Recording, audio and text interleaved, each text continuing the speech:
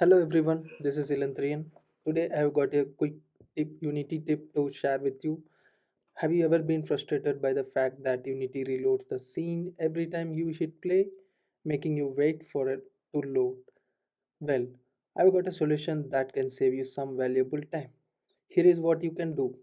Go to Edit, then Project Settings, and navigate to Editor. Once you are in the Editor settings, keep an eye out for a checkbox labeled Enter Play Mode Settings. Make sure to enable this checkbox and make sure that both other checkboxes not checked, Reload Scene and Reload Domain. By doing this, you will notice a significant improvement when you click play. Unity won't reload the scene every time, making your development workflow much faster and more efficient. Thanks for watching and happy coding.